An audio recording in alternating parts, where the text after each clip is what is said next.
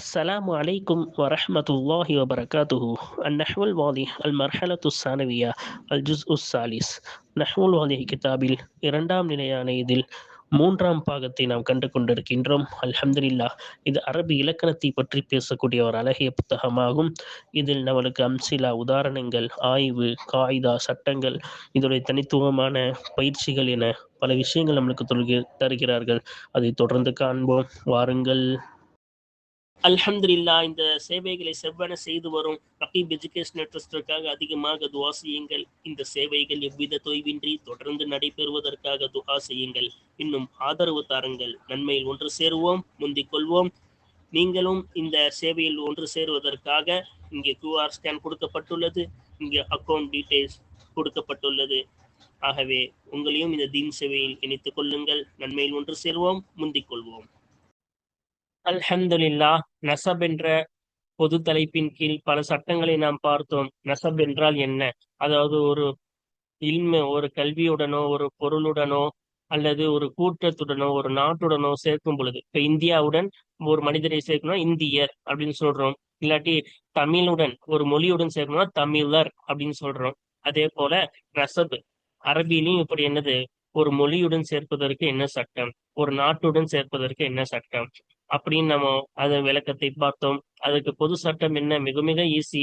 என்னது, ஒரு வார்த்தையின் கடைசியில சத்து செய்யப்பட்ட யாவும் அதற்கு முன்னாடி கசர் கொடுத்தால் அது என்னவாயிரும், அந்த சார்ந்த அர்த்தம் வந்துவிடும். இப்போ உதாரணத்துக்கு அரபுன் என்பதற்கு அரபியுன் என்று போட்டால் அரபியை சார்ந்தவர் அப்படின்னு அர்த்தம் வந்துடும். அப்ப தொடர்பு படுத்துறது ரொம்ப ஈஸி.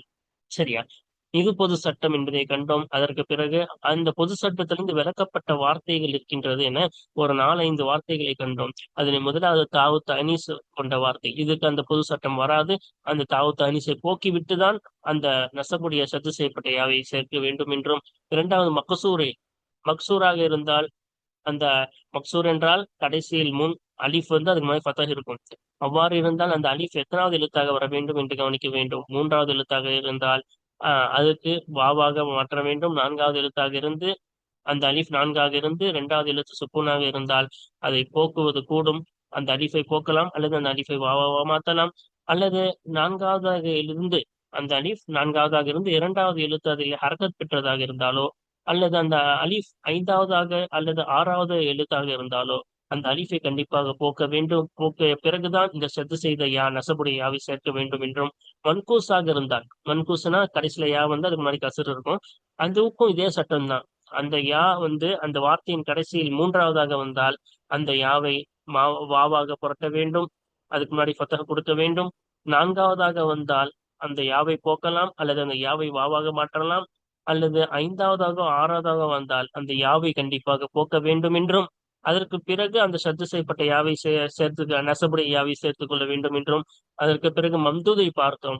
மம்தூத் என்றால் அம்சா இருக்கும், இறுதியில் அம்சா இருக்கும், அதுக்கு முன்னாடி அலிஃப் இருக்கும் என்பதை கண்டோம் அல்லவா?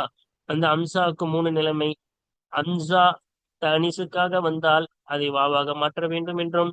அந்த அம்சா அசல் எழுத்தாக இருந்தால் ஃபாக்கலிமா கலிமா, அந்த லாம் கலிமா என்று அசல் எழுத்துகளில் வந்தால் அந்த அம்சாவை அம்சாவாகவே படிக்க வேண்டும் என்றும். அந்த அம்சா அசலாக இருக்கிறது, ஆனால் வாவோ அல்லது யாவோக தான் அம்சாவாக மாற்றியுள்ளோம் என்றால் அப்பொழுது என்ன செய்யலாம்? அம்சாவை வைத்தும் படிக்கலாம், அல்லது அந்த அசல் எழுத்து என்னவோ அந்த வாவாக இருந்தால் அந்த அசலை அம்சாவாகவும் படிக்கலாம், அல்லது வாவாக புரட்டியும் படிக்கலாம். அது 2 தான். அம்சாவாக படிக்கலாம் அல்லது வாவாக புரட்டி படிக்கலாம் என்றும். இறுதியாக சத்து செய்யப்பட்ட யா வந்தால் என்ன செய்ய வேண்டும் என்றும், அதற்குடைய நசபு தொடர்புபடுத்தக்கூடிய சட்டங்கள் என்னவென்று நாம் தெளிவாக பார்த்து விட்டோம். இது நீண்ட சட்டங்கள், ஒவ்வொன்றுக்கும் ஒவ்வொரு பாடத்தை நாம் தெளிவாக கண்டுவிட்டோம்.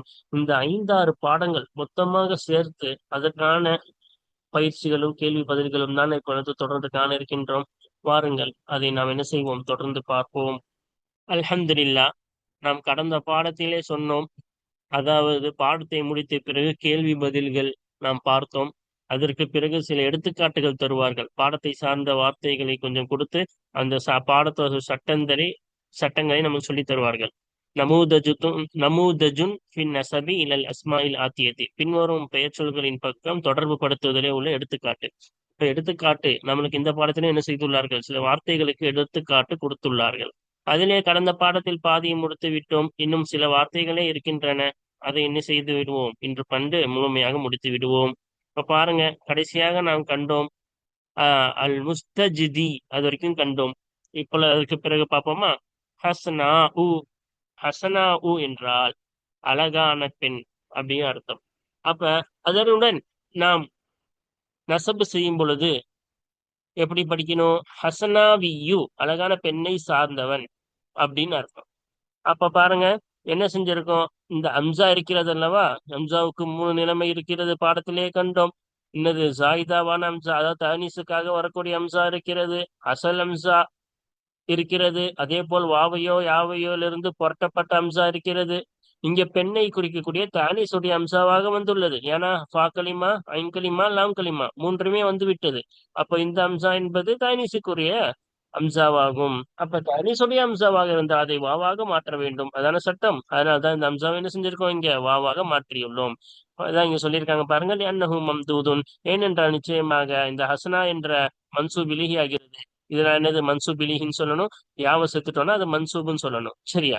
இப்போ மன்சூப் இலிஹி ஆகிறது, மம்தூதுன் மம்தூதாக இருக்கிறது. மம்தூதுனா என்ன? கடைசி வார்த்தையின் கடைசியில் அம்சா வந்தா அது என்னது, அதுக்கு முன்னாடி அலிஃப் வந்தா அதுக்கு பேர் என்னது? மம்தூத். எல்லாம் பாடத்திலே நாம் பார்த்து விட்டோம் அல்லவா? ஏனென்றால் இந்த மன்சூப் இலிஹி என்பது மம்தூதுன் ஹம்சத்துஹு, அந்த மம்தூதுடைய அம்சாவாகிறது. தனீசி, பெண்பாலை குறிப்பதற்காக இருக்குமே, அத்தகைய மம்தூதாக இருக்கிறது. ஃபத்துகுலபுவாவன், எனவே அது புரட்டப்படும். அந்த அன்சா புரட்டப்படும், வாவன் வாவாக புரட்டப்படும். அடுத்து பாருங்க, இஜ்திஸாஉன். இஜ்திஸாஉன் இது இஃப்திஆலுன் வஸ்ன். இப்போ இஃப்திஆலுன், இப்போ லாம் கலிமா வஸ்ன். இப்போ அசல் தானே இந்த அம்சா. நான் சொன்னோம்ல, ஒன்னு தனிஷ்காக வரும், இன்னொன்னு அசலாவே வரும். இப்ப இஃப்திஆல் வஸ்னு, அப்ப இஃப்திஆல்னா கடைசியா லாம் கலிமா. அப்ப லாம் கலிமாவுடைய இடத்துல வந்திருக்குன்னா இது அசல். இப்ப அசலாக இருந்தா என்ன செய்யணும்? அத அம்சாவாவே தான் படிக்கணும், அதை மாத்தக்கூடாது. அதான் இங்க போட்டிருக்காங்க பாருங்க, இஜி இஜ்திஸாஇயுன். இஜ்திஸாஇயுன் அப்ப அப்படின்னா பிரித்தெடுத்தல் அர்த்தம். ஒரு பகுதியை மட்டும் பிரித்தெடுத்தல், சுருக்கி கொள்ளுதல் அர்த்தம். அப்ப என்னது? பிரித்தெடுப்பதை சார்ந்தவர், சார்ந்தது அப்படின்னு சொல்லலாம். இல்லாட்டி என்னது, பகுதியை மட்டும் பிரித்தெடுத்து பிரித்தெடுப்பதை சார்ந்தது, இல்லது சுருக்கி கொள்வதை சார்ந்தது அப்படின்னு அர்த்தம் வைக்கலாம். சரியா? அப்ப இங்க அம்சாவா தான் படிக்கணும், ஏன்னா இது அசல் அம்சா, தானிஸ்கான் அம்சா இல்ல. இப்ப அசல் அம்சானால பாருங்க, இங்க சொல்லியிருக்காங்க அன்னஹு மம்தூதுன், இந்த இஜ்திஸா என்ற மன்சூப் இலேஹி ஆகிறது. என்னென்றால் நிச்சயமாக இந்த இஜ்திஸா என்ற மன்சூப் இலேஹி ஆகிறது, மம்தூதுன் மம்தூதாக இருக்கிறது. மம்தூதுனா அம்சா, அதுக்கு முன்னாடி அலிஃப், கடைசியில அம்சா வரும். சரி, இதை நம்ம அரபிலே மனப்பாடம் பண்ண சொல்லிட்டோம், அதனால என்னது, அரபிலேயே மனப்பாடம் பண்ணிக்கோங்க. ஓகேவா? ஹம்சத்துஹு அஸ்லியத்துன், அந்த மம்தூதுடைய அம்சாவாகிறது, அஸ்லாக இருக்குமே, அத்தகைய மம்தூதாக இருக்கிறது. ஹம்சா அசல் தானே, அப்படிப்பட்ட மம்தூது. எனவே ஃபத்தபகா இந்த நசபி, அந்த அம்சா தெரிப்படும். நசபி தொடர்பு படுத்தும் சமயத்தில் அந்த அம்சா தெரிப்படும். இப்ப அந்த அம்சா தான் இங்கே வரும், தெரிப்படும், அதுவே தான் இருக்கும், வேற ஒன்னா மாறாது. சரியா? அப்புறம் பாருங்க, சஃபா உன். இப்ப சஃபா உன்ல உள்ள இந்த அம்சா, இந்த அம்சா என்னது? மசல்ல பாத்தீங்கன்னா இந்த அம்சா அசலான அம்சா. சாது ஃபா கலிமா, ஃபா ஐன் கலிமா, அம்சா வந்து லாம் கலிமா. இப்ப அசல் அம்சா. ஆனா இந்த அசல் அம்சா வாவோ அல்லது யாவை விட்டும் புரண்டு வந்த அம்சாவாக இருக்கிறது. சரியா? யாவை விட்டு என்னது, புரண்டுதான் இங்க அம்சாவா வந்திருக்குது. சரியா? அப்ப இந்த மாதிரி வாவோ அல்லது யாவோ புரண்டு வந்தால் அந்த அம்சாவை அம்சாவா வச்சும் படிக்கலாம், இல்லாட்டி அந்த அம்சாவை வாவா மாத்தியும் படிக்கலாம். அப்படிதானே சட்டம் படிச்சோம். அதனால்தான் இது மாறி வந்ததுனால்தான், அந்த அம்சா மாறி வந்ததுனால்தான் என்ன செய்யறோம், ரெண்டு வகையாவும் படிக்கிறோம். ஓகேவா? அப்ப பாருங்க, சஃபா உன் என்றால் தூய்மை. இப்ப சஃபா ஈயுன் என்றால் தூய்மையை சார்ந்தவர். ஔ அல்லது சஃபாவியுன், தூய்மையை சார்ந்தவர், ஒரே அர்த்தம் தான். ஆனா அம்சா வச்சு படிக்கலாம், இல்ல அந்த அம்சா மாத்தியும் படிக்கலாம், ரெண்டு வகையாவும் படிக்கலாம். ஏன் அன்னஹு, ஏனென்றால் சஃபா என்ற மன்சூப் இலகி ஆகிறது. மம்தூதுன் ஹம்சத்துஹு முன்கலிபத்துன் அன் அஸ்லின், அது அந்த மம்தூதுடைய அம்சாவாகிறது, ஒரு அசலை தொட்டும் புரண்டு இருக்குமே, அத்தகைய மம்தூதாக இருக்கிறது. சரியா? அப்ப அசலை தொட்டும் புரண்டுதான் வந்திருக்கு இந்த அம்சா. சரியா? ஃபயஜூசு பகாஉஹா, எனவே அந்த அம்சா தெரிப்படுவது கூடும். கல்புஹா வாவன், அந்த அம்சாவை வாவாக புரட்டுவதும் கூடும், அதை அப்படியே தெரிப்படுத்துவதும் கூடும், அல்லது அந்த அம்சாவை வாவாக புரட்டுவதும் கூடும், ரெண்டுமே கூடும். சரியா? இப்ப அடுத்து பாருங்க, ஃபனா உன். ஃபனா என்றால் என்னது, அழிதல் அப்படின்னு அர்த்தம். ஃபானினா அழியக்கூடியவன், அப்ப ஃபனானா அழிதல் அப்படின்னு அர்த்தம். அப்ப இங்க பாருங்க, ஃபா வந்து என்னது, ஃபா கலிமா, நூன் வந்து ஐன் கலிமா, அம்சா வந்து லாம் கலிமா. இப்படி மூணுமே இருக்கும் பொழுது இந்த லாம் லம்சா வந்துருச்சு, அப்ப அசல். ஆனா வாவை அவை தொட்டும் புரண்டு வந்துள்ளது. அம்சா என்பது அசல் தான் என்றாலும் இங்க இடத்துல வாவ் வர வேண்டும், சரியா? அந்த வாவ் தான் அம்சாவை மாறி வந்துள்ளது. அப்ப நம்ம என்ன செய்யணும், ரெண்டு வகையா படிக்கலாம்ல, அம்சா வச்சும் படிக்கலாம், வாவ வச்சும் படிக்கலாம், சரியா? அதான் இங்க ஃபனா ஈயுன், அழிவதை சார்ந்தவன். ஃபனா வீயுன், அழிவதை சார்ந்தவன். ரெண்டும் ஒரே அர்த்தம் தான். அம்சா வச்சு படிக்கலாம், இல்ல வாவ் வச்சு படிக்கலாம். ஃபனா ஈயுன் அவு ஃபனா வீயுன், சரியா? அதாவது மேல சொன்ன அதே சட்டம் தான். என்ன என்றால் நிச்சயமாக ஃபனா என்ற மன்சூப் இலகியாகிறது. மம்தூதுன் ஹம்சத்துஹு முன்கலிபத்துன் அன் அஸ்மி, அந்த மம்தூடைய அம்சாவாகிறது ஒரு அசலை தொட்டும் புரண்டதாக இருக்குமே, அத்தகைய மம்தூதாக இருக்கிறது. இப்ப அசலை தொட்டும் புரண்ட அம்சாவா இங்கே வந்திருக்கு, அசல் தானா, சரியா? ஃபயஜுசு ஹதுஃபுஹா வ கல்புஹா வாவன், எனவே அந்த ஹாவை போக்குவது கூடும்னு போட்டிருக்காங்க. இங்க பக்கா உஹான்னு வருது, சரியா? அந்த ஹாவை அந்த அம்சாவை மீதமாக்குவதும் கூடும், அந்த அம்சாவை தெரிப்படுத்துவதும் கூடும், அந்த அம்சாவை வாவாக புரட்டுவதும் கூடும், சரியா? அந்த அம்சாவை அப்படியே தெரிப்படுத்துவதும் கூடும், அந்த அம்சாவை வாவாக புரட்டுவதும் கூடும். அடுத்து பாருங்க, ரையுன் என்ன வந்திருக்கு, ரையுன். ரையுன் என்றால் தாகம் தீர்த்தல் அப்படின்னு அர்த்தம், சரியா? ரவவியுன்னா தாகத்தை, தாகம் தீர்ப்பதை சார்ந்தவன். அப்ப இங்க பாருங்க, இந்த சட்டம் நம்ம படிச்சிருக்கோம். ஷத்து செய்யப்பட்ட யா கடைசியில் வருகிறது. அதுக்கு முன்னாடி ஒரு ஹர்ஃப் இருக்கு, ரான்ற ஒரு ஹர்ஃப் இருக்கு. ஒரு ஹர்ஃப் இருந்தா என்ன சட்டம், ரெண்டு ஹர்ஃப் இருந்தா என்ன சட்டம், அதுக்கப்புறம் மூணு ஹர்ஃப் இருந்தா என்ன சட்டம், அதான் நம்ம தெளிவா பார்த்துட்டோம். அப்ப ஒரு ஹர்ஃப் இருந்தா என்ன செய்யணும், இந்த ரெண்டு யாவை பிரிச்சு விட்டுறணும். யா பிளஸ் யா தானே ஷத்து செய்யப்பட்டது. அப்ப அந்த ரெண்டு யாவையும் என்ன செஞ்சிடணும், பிரிச்சு விட்டு யா பிளஸ் யாவா மாறிடும். அந்த ரெண்டு யாவுல ஃபர்ஸ்ட் யாவை நம்ம அதோடைய அசலின் பக்கமே திருப்பிடணும். அதோட அசல் என்னவோ அதன் பக்கம் திருப்பிடணும். ரெண்டாவது யா இருக்குல்ல, அந்த ரெண்டாவது யாவை கண்டிப்பா வாவா மாத்திடணும், சரியா? அப்ப ரெண்டு யாவையும் நம்ம பிரிச்சு விடுறோம், யா பிளஸ் யா. அப்ப ஃபர்ஸ்ட் யாவா அதோடைய அசல் என்னவோ அது வாவாக இருக்கலாம், இல்லது யாவாகவே இருக்கலாம், சரியா? அப்ப அந்த யாவுடைய அசல் என்னவோ அதுவா திருப்பிடணும். ரெண்டாவது யாவ அசல்லாம் பார்க்க தேவையில்ல, கண்டிப்பா வாவா மாத்திடணும். அப்ப இங்க பாருங்க, ஃபர்ஸ்ட் யாவுடைய அசல் வந்து வாவ், அதனால வாவா மாத்திட்டோம். ரெண்டாவது யா வந்து அதை கண்டிப்பா வாவா தான் மாத்தணும், அதனால வாவா மாத்தணும், சரியா? ஒருவேளை ஃபர்ஸ்ட் யா தான் அசல்னாவே இங்க யா தான் வந்திருக்கும், ஆனா இங்க வாவு தான் அசல் என்பதால் வாவாவை மாத்திருக்கும். ஆனா ரெண்டாவது கண்டிப்பா என்ன செய்யணும், வாவா மாத்தணும். இந்த சட்டம்லாம் நம்ம பாடத்திலேயே தெளிவா பார்த்துட்டோம், அதுக்கு நிறைய உதாரணங்களும் சொன்னாங்க, சரியா? அப்ப இதுதான் அந்த ரெண்டு யாவை பிரிச்சு விட்டு வாவின்னு மாத்திட்டோம். ஒன்னொன்னு இருக்குது, இந்த ரெண்டாவது மாத்திரோட வாவா, அதுக்கு முன்னாடி எப்பவுமே ஃபதஹ் செய்யணும், சரியா? இங்க ஃபதஹ் செஞ்சிருக்காங்களா, அவ்வளவுதான் சட்டம். பாருங்க, அன்னையா அஹு அல் முஷத்ததத, ஏனென்றால் நிச்சயமாக அந்த மன்சூபிலி ரை என்ற மன்சூபிலியின் சத்து செய்யப்பட்ட யாவாகிறது. பாத ஹர்ஃபின் வாஹிதின், ஒரு எழுத்துக்கு பிறகு இருக்கிறது. ஒரு எழுத்து ரான்ற ஒரு எழுத்துக்கு பிறகு இருக்கிறது. ஃபதுரத்துல் யா உல் ஊலா இலா அஸ்லிஹா, எனவே முதலாவது யா திருப்பப்படும், அந்த யாவுடைய அசலின் பக்கமே திருப்பப்படும். இப்ப முதலாவது யா அசல்னா அதோடைய அசல் வாவ், எனவே அதன் பக்கமே திருப்பப்படும். பகுவல் வாவு, அந்த அசலாகிறது வாவாக இருக்கும், அதோடைய அசல் வாவு, அதனால வாவின் பக்கமே திருப்பப்படும். விதலீலி ரவா எர்வா, அப்ப இதோடைய எப்படி வாவுன்னு கண்டுபிடிச்சோம், இதோடைய மாலியான ஃபேல் வச்சு, ரவா எர்வா, தாகம் தனித்தான், தாகம் தீர்ப்பான். அப்ப இதுல பாருங்க, வாவு தானே வந்திருக்கு. அப்ப மாலியான ஃபேன்ல என்ன வந்திருக்கு, வாவு வந்திருக்கு. இதை நம்ம பாடத்திலேயே சொன்னோம், மாலியான ஃபேனை வச்சு நம்ம என்ன செஞ்சிடலாம், அதோடைய அசலை கண்டுபிடிச்சிடலாம்னு சொன்னோம். அதே போல இங்க வாவு வந்திருக்கு, அப்போ இதோடைய அசலும் வாவுன்றதை கண்டுபிடிச்சிட்டோம், சரி? அதான் சொல்றாங்க, இந்த மாலி முதாரியில இந்த தலீல வச்சு இந்த ஆதாரத்தை கொண்டு அதோடைய அசல் என்னது வாவுன்னு கண்டுபிடிச்சிட்டோம். ஒத்துக்குல்லபுல் யா உல் சானியத்து வாவன், இரண்டாவது யா புரட்டப்படும், வாவன் வாவாக புரட்டப்படும். ரெண்டாவது யாவா அசல்லாம் கவனிக்க தேவையில்லை, எப்பவுமே வாவா புரட்டிடணும், சரி? அதனாலதான் இங்க வாவன் வந்திருக்கு, ஓகேவா? யுஃப்தஹுமா கபலஹா, அந்த வாவுக்கு முன்னால் உள்ள ஒன்றுக்கு ஃபதஹ் செய்யப்படும். அந்த வாவுக்கு, இந்த வாவுக்குள்ள ரெண்டாவது வாவு இதானே இப்ப வாவா புரட்டணும், அதுக்கு முன்னாடி உள்ள ஒன்றுக்கு என்ன செய்யப்படும், ஃபதஹ் செய்யப்படும், சரியா? அதான் இந்த சொத்து செய்யப்பட்ட யாவுக்கு முன்னாடி ஒரு எழுத்து இருந்தா இதான் சட்டம். இப்ப அடுத்து பாருங்க, பஹியுன் பஹவியுன், இங்க என்ன இருக்கு, ரெண்டு எழுத்து இருக்கு. ஷத்து செய்யப்பட்ட யாவுக்கு முன்னாடி ரெண்டு எழுத்து இருக்கு. அப்ப என்ன செய்யணும், இந்த யாவையும் ரெண்டா பிரிச்சு விட்டுறணும். ரெண்டா பிரிச்சு விட்டு யா பிளஸ் யாவா அந்த ரெண்டு யாவுல ஃபர்ஸ்ட் யாவை போக்கிடணும், ரெண்டாவது யாவை வாவா மாத்திரணும். அப்ப ஃபர்ஸ்ட் யாவை போக்கிட்டாவே ஒரு யா தான் இருக்கும். அந்த யாவை வாவா மாத்தி வாவுன்னு மாத்திட்டோமா அவ்வளவுதான். அதுக்கு முன்னாடி ஃபதஹ செய்யணும். இப்ப பஹதி, அந்த யாவுடைய இடத்துல என்ன இருக்கு? வாவு இருக்கு. அப்ப ஒரு யாவை போக்கிட்டோம், இன்னொரு ரெண்டாவது யாவை என்ன செஞ்சிட்டோம்? வா வாவா மாத்திட்டோம். அவ்வளவுதான் சட்டம். சரியா? அப்ப சத்து செய்யப்பட்ட யாவுக்கு முன்னாடி ரெண்டு எழுத்து இருந்தா இதான் சட்டம். ஓகேவா? அப்ப பஹியின் என்றால் அழகானதுன்னு அர்த்தம். வஹவியுன்னா அழகானதை சார்ந்தவன் அப்படின்னு அர்த்தம். அன்னல் யா அல் முஷத்ததத்த, ஏனென்றால் நிச்சயமாக சத்து செய்யப்பட்ட யாவாகிறது பாத ஹர்ஃபைனி, ரெண்டு எழுத்துக்கு பிறகு இருக்கிறது. ஹுதுஃபுல் யா உல் ஊலா, எனவே முதலாவது யா போக்கப்பட்டது. ஒத்துக்குலபு சானியத்து, அவன் இரண்டாவது யா வாவாக புரட்டப்படும். அப்ப ஃபத்துஹுதஃப் போக்கப்படும், முதலாவது யா போக்கப்படும். அதான் முதலாவது யா போக்கிடணும்னு சொன்னோம்ல. துக்குல இன்னும் புரட்டப்படும். சானியத்து ரெண்டாவது யா வாவன் வாவாக புரட்டப்படும். ஒயுஃப்தஹுமா கப்லஹா, அந்த வாவுக்கு முன்னால் உள்ள ஒன்றுக்கு ஃபதஹ் செய்யப்படும். இந்த வாவுக்கு முன்னால் உள்ள ஒன்றுக்கு என்ன செய்யப்படும்? ஃபதஹ் செய்யப்படும். ஹாக்கு ஃபதஹ் வந்துச்சா? இதுதான் சட்டம். ரெண்டு எழுத்து இருந்தா சத்து செய்யப்பட்ட முன்னாடி ரெண்டு எழுத்து இருந்தா. அடுத்து பாருங்க.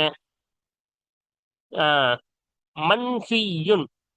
அப்ப மன்ஃபியுன் என்றால் விளக்கப்பட்டதுன்னு அர்த்தம். அப்ப மன்ஃபியுன் விளக்கப்பட்டதை சார்ந்தது.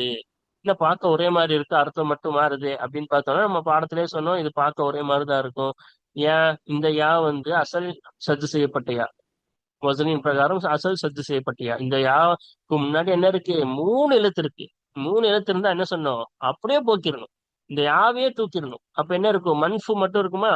அதனோட இந்த நசபுடைய யாவை சேர்த்துடணும். சேர்த்துட்டோம்னா மன்ஃபியும் ஆயிடும். சரி, இது நசபுடைய, இங்க கொடுக்கப்பட்டுள்ளது நசபுடைய யா, இங்க கொடுக்கப்பட்டுள்ளது நசபுடைய யா இல்ல அசல் வசனுடைய யா, ஷத்து செய்யப்பட்ட யா. ஓகேவா? அதனால பார்க்க ஒரே மாதிரி இருக்கும், ஆனா அர்த்தம் என்ன செய்யும்? மாறும். அதான் இங்க என்ன அர்த்தம் வச்சோம்? விளக்கப்பட்டதுன்னு அர்த்தம். இங்க மன்ஃபியுன்னா விளக்கப்பட்டதை சார்ந்தது அப்படின்னு அர்த்தம். இங்க சட்டம் கொடுத்திருக்காங்க பாருங்க. அன்னல் யா அல் முஷத்ததத, ஏனென்றால் நிச்சயமாக சத்து செய்யப்பட்ட யாவாகிறது பஅத அக்ஸர மின் ஹர்ஃபைனி, ரெண்டு எழுத்தை விட அதிகமானதற்கு பிறகு இருக்கிறது. அப்ப ரெண்டு எழுத்தை விட அதிகமா மூணு எழுத்து வந்துருச்சுல்ல. அதான் ரெண்டு எழுத்த அதிகமா எல்லாத்துக்கும் அதான் சட்டம். மூணு வந்தாலும் சரி, நாலு வந்தாலும் சரி, இல்ல எத்தனை வந்தாலும் சரி, ரெண்டு வரைக்கும் தான் என்னது சட்டம் மாறுபடும். ரெண்டை விட மூணோ நாலோ அஞ்சோ எத்தனை வந்தாலும் சரி அந்த யாவை போக்கிடணும். அவ்வளவுதான். சத்து செய்யப்பட்ட யாவை போக்கிடணும். அதான் சொல்றாங்க நிச்சயமாக, ஏனென்றால் நிச்சயமாக சத்து செய்யப்பட்ட யாவாகிறது ரெண்டு எழுத்தை விட அதிகமானதற்கு பிறகு இருக்கிறது. அதிகமான எழுத்துக்கு பிறகு, ஏன்னா மூணு எழுத்து இருக்குல்ல இங்க, மீம் நூன் ஃபா, ரெண்டு எழுத்தை விட அதிகமானதுக்கு பிறகு இருக்கிறது. ஃபதுஹுதஹு, எனவே அந்த சத்து செய்யப்பட்ட யா போக்கப்படும். போக்கப்பட்டுட்டு அந்த நசபுடைய யா சேர்த்துப்போம். சரியா? அதுக்கப்புறம் பாருங்க, அஸ்முஇ. அஸ்முஇ என்பது ஒரு புகழ்பெற்ற அறிஞருடைய பெயர் தான் அஸ்முஇ. நிறைய கிதாபுகள் இந்த பெயர் வரும். சரியா? இதுக்கு அசன் வந்து என்னன்னா அஸ்மா மரபினை சேர்ந்தவர்னு அர்த்தம். ஆஹ் சரியா? அஸ்முஇயு. ஓகேவா? அஸ்மா மரபினை சேர்ந்தவர். அப்ப இங்க என்ன வருது? அப்ப இது வந்து கோத்திரத்தை சாரும். ஓகேவா? இந்த அஸ்முஇயு வந்து அந்த அஸ்மா மரபினை சார்ந்தவர்னு சொல்லுவோம். சரியா? அப்ப அஸ்முஇ, இந்த முதல் இது வந்து அஸ்முஇ கோத்திரம்னு அர்த்தம். இந்த அஸ்முஇயு என்பது கோத்திரத்தை, அந்த அஸ்முஇ கோத்திரத்தை சார்ந்தவர். ஓகேவா? இப்ப பாக்குறதுக்கு ஒரே மாதிரி இருக்கும். அஸ்முஇயு அஸ்முஇயும் தான் இருக்கும். ஆனா இது வந்து அந்த கோத்திரத்தின் பெயர் அஸ்முஇ கோத்திரம். இது வந்து அந்த அஸ்முஇ கோத்திரத்தை சார்ந்தவர்னு அர்த்தம் வைக்கணும். சரியா? அப்ப பாருங்க, இங்க என்ன இருக்கு? சத்து செய்யப்பட்ட யாவுக்குன்னா நாலு எழுத்து வந்து இருக்கு. ஹம்சா, சாது, மீமு, ஐனு. இந்த நாலு எழுத்து இருக்கா? இங்க பாருங்க. அப்ப என்ன செஞ்சிருக்கோம்? பார்க்க அதே மாதிரி இருக்கு. நாலு எழுத்து வந்துட்டனால அந்த சத்து செய்யப்பட்ட யாவை தூக்கிட்டு வெறும் அஸ்முஇ இருக்குமா, நசபுடைய யாவை சேர்த்துக்கோ. அஸ்முஇ சோத்திரத்தை சார்ந்தவர். சரியா? அப்ப மூணு எழுத்து இருந்தாலும் அதே சட்டம் தான், நாலு எழுத்து இருந்தாலும் அதே சட்டம் தான். அந்த யாவை போக்கிடணும். சரியா? நீ அன்னல் யா அல் முஷத்ததத, ஏனென்றால் நிச்சயமாக சத்து செய்யப்பட்ட யாவாகிறது பஅத அக்ஸர மின் ஹர்ஃபைனி, ரெண்டு எழுத்தை விட அதிகமான எழுத்துக்கு பிறகு இருக்கிறது. அதிகமான எழுத்து இங்க எத்தனை? ரெண்டு எழுத்தை விட நாலு எழுத்து வரைக்கும் வந்துருச்சு. அப்ப ரெண்டு எழுத்தை விட அதிகமான எழுத்துக்கு பிறகு இருக்கிறது. ஃபதுஹுதஃபு, எனவே சத்து செய்யப்பட்ட யா போக்கப்பட்டது. சரியா? போக்கப்படும். அந்த சத்து செய்யப்பட்ட யா, இந்த யா இருக்குல்ல அசல் யா, அந்த சத்து செய்யப்பட்ட யா போக்கப்படும். ஓகேவா? அதுக்கப்புறமா பாருங்க, ஹைனுன் எளிதானதுன்னு அர்த்தம். ஹைனியுன் அப்படின்னா எளிதை சார்ந்தவர். சரியா? எளிதை சார்ந்தது அப்படின்னு சொல்லலாம். சரியா? இப்ப இந்த சட்டம் படிச்சிருக்கோம். இப்ப யா கடைசியில சத்து செய்யப்பட்ட யா கடைசியில வந்தா என்ன சட்டம்னு பார்த்தோமா? சத்து செய்யப்பட்ட யா நடுவுல வந்தா என்னன்னு நம்ம படிச்சிட்டோம். அப்ப சத்து செய்யப்பட்ட யா நடுவுல வந்து அந்த ரெண்டாவது யாவுக்கு கசர் வந்தா ஹையி ஹையின்னு என்ன செய்யறோம்? ரெண்டாவது யாவுக்கு கசர் தான் கொடுக்குறோம். அப்படிதானே? அப்படி இருந்தா என்ன படிச்சோம்? அந்த யால ஒரு யாவ அந்த கசர் கொடுத்த யாவை போக்கிடணும். கசர் கொடுத்த யாவை பொறுக்கிட்டா ஹையின் என்பது ஹைன் அப்படின்னு மாறிடும். ஏன்னா அந்த கசர் போயிடுச்சுல, அதனால ஹைன். அதுக்கப்புறமா எப்பவும் போல நசபுடைய யாவை கடைசியில சேர்த்துக்க வேண்டியதுதான். ஓகேவா? அதான் சொல்றாங்க ஹையினும் இலகுவானது ஹைனியும் இலகுவை சார்ந்தது. அப்ப என்ன செஞ்சிருக்கோம் இங்க? அந்த ரெண்டு யால ஹையி என்ற ரெண்டு யாவுல கசர் உள்ள யாவை போக்கிட்டு வெறும் சுக்குன் உள்ள யாவை மட்டும் வச்சு படிக்கிறோம். இதுதான் சட்டம். சரியா? அன்னல் யா அல் முஷத்ததல்லதி ஃபி வசத்தில் கலிமத்தில் கலிமதி மக்சூரத்துன். அப்ப ஃபி வசத்தில் கலிமதி வார்த்தை நடுவிலே இருக்கிறதே அத்தகைய சத்து செய்யப்பட்ட யாவாகிறது. ஏனென்றால் நிச்சயமாக வார்த்தை நடுவிலே இருக்கிறதே அத்தகைய சத்து செய்யப்பட்ட யாவாகிறது மக்சூரத்துன் கசர் செய்யப்பட்டதாக இருக்கிறது. ஃபதுஹ்தஹு ஃபதுஹ்தஃபுல் யாஉ ஸானியத்து. எனவே இரண்டாவது யா போக்கப்படும். அந்த இரண்டாவது யா கசருள்ள யாவா என்ன செய்யப்படும்? போக்கப்படும். வெறும் சுக்குனுள்ள யா மட்டும் படிப்போம். அதுக்கப்புறம் கடைசியில நசபுடைய யாவை சேர்த்துப்போம். ஹைனியுன். சரியா? இதே மாதிரிதான் இதுவும் இங்க இருக்குல்ல. ஹுசையினுன். ஹுசை ஹுசையினுன் என்றால் சோகமான நபர். ஓகேவா? அப்ப சோகமான நபர் அதுக்கு எப்படி சொல்லணும்னு பாருங்க. சோகமான சிறியவர் அப்படின்னு அர்த்தம். அப்ப சோகமானவரை சார்ந்தவர் அப்படின்னு அர்த்தம். சரியா? அப்ப சோகமான சிறிய சோகமானவரை சார்ந்தவர். இப்ப இங்கே என்ன செஞ்ச ஹுசைனியுன் படிக்கணும். ஹுசையினுன் ஹுசைனியுன். இப்ப சத்து செய்யப்பட்ட யா நடுவுல வந்துருச்சா? அந்த சத்து செய்யப்பட்ட யால ரெண்டாவது யாவு கசர் வந்துருச்சா? அப்ப என்ன செய்யணும்? கசருள்ள யாவை போக்கிட்டு வெறும் சுக்குனுள்ள யாவை மட்டும் வச்சு ஹுசைனியுன்னு படிக்கணும். சரியா? அதனாலதான் ஹுசையினும் இங்க ஹுசைனியுன். ஓகேவா? அப்ப அது மேல சொன்ன அதே சட்டம் தான். பாருங்க, அன்னல் யா அல் முஷத்ததத்த. ஏனென்றால் நிச்சயமாக சத்து செய்யப்பட்ட யாவாகிறது. அல்லதி ஃபி வசத்தில் கலிமதி வார்த்தையின் நடுவிலே இருக்கிறது அத்தகைய சத்து செய்யப்பட்ட யாவாகிறது. நிச்சயமாக இந்த சத்து செய்யப்பட்ட வார்த்தை நடுவுல தானே இருக்கு. அத்தகைய சத்து செய்யப்பட்ட யாவாகிறது. மக்சூரத்துல் கசர் செய்யப்பட்டதாக இருக்கிறது. அந்த சத்து செய்யப்பட்டதாக என்ன இருக்கு? கசர் இருக்குல்ல. ஃபதுஹ்தஃபு எனவே போக்கப்படும். அல் யா உசானியத்து இரண்டாவது யா போக்கப்படும். அந்த கசருள்ள யா என்ன செய்யப்படும்? போக்கப்படும். அப்ப இதுதான். இது ஃபுல்லா என்னது? நமூதஜ். இது வரைக்கும் நம்ம எத்தனை பார்த்திருக்கோம்? நிறைய நமூதஜ் பார்த்துட்டோம். எல்லா சட்டத்தையும் கலந்து பார்த்துட்டோம். என்னது? இங்கே நம்ம பார்த்தாவே தெரியும். சரியா? சாதாரண ஒரு வார்த்தையா இருந்தா பொது சட்டம் வரும். தனிஷோடைய தா வந்தா என்ன சட்டம்? அதே போல மக்சூருடைய அந்த அலிஃப் கடைசியில வந்தா என்ன சட்டம்? அதே போல யா இந்த யா கடைசியில வந்தா மன்கூஸுடைய யா கடைசியில வந்தா என்ன சட்டம்? அதுக்கப்புறமா என்னது? இந்த இடத்துல அம்சா மம்துடைய அம்சா வந்தா என்ன சட்டம்? அதே போல சத்து செய்யப்பட்ட யா வந்தா என்ன சட்டம்? அதை நசபு செய்யும் பொழுது எப்படி நசபு செய்யணும்னு என்ன ஒவ்வொரு வார்த்தைக்கும் தனித்தனி சட்டங்களை நம்மளுக்கு சொல்லி கொடுத்தாங்க. இதுதான் இங்க முக்கியம். சரியா? இந்த சட்டங்கள் அனைத்தையும் வேறு வேறு வார்த்தைகள் வச்சு நம்மளுக்கு எடுத்துக்காட்டு கொடுத்துள்ளார்கள். ஆகவே இந்த பாடத்தின் மூலம் இந்த சட்டங்களை எல்லாம் நாம் ஞாபகம் வைத்துக் கொள்ள வேண்டும். அதே போல் நம்ம அரபி கிதாப்கள் படிக்கும் பொழுதும் இந்த ஒவ்வொரு வார்த்தையுடன் இதை எப்படி நசபு செய்ய வேண்டும், எப்படி அந்த யாவை இதனுடன் சேர்க்க வேண்டும் என்பதை யோசிக்க வேண்டும். சரியா? அப்படி நம்ம பிராக்டிஸ் பண்ணும் பொழுது, நம்ம பயிற்சி செய்யும் பொழுது இந்த பயிற்சியில் இந்த பாடத்தில் நம்ம என்ன செய்யலாம்? நன்கு ஞாபகம் வைத்துக் கொள்ளலாம். நன்கு என்னவாகும்? மறக்காமல் இருப்பதற்கும் அது பயனுள்ளதாக இருக்கும். அல்ஹம்துலில்லாஹ். வாருங்கள், தொடர்ந்து நாம் தம்ரீனாத்துகள் இந்த பாடத்தின் பயிற்சிகளை தொடர்ந்து காண்போம். இன்ஷா அல்லாஹ். கேட்ட பாடத்தை மறக்காமல் இருப்பதற்கும் கேட்டதின்படி அமல் செய்வதற்கும் இன்னும் அரபி இலக்கணத்தில் மிகவும் தேர்ச்சி பெறுவதற்கும் அல்லாஹு தஆலா நம் அனைவருக்கும் தௌஃபீக் செய்வானாக. ஆமீன். ஆஹிர் தஅவானா அல்ஹம்துலில்லாஹி ரப்பில் ஆலமீன். அஸ்ஸலாமு அலைக்கும் வரஹ்மத்துல்லாஹி வபரகாத்துஹு.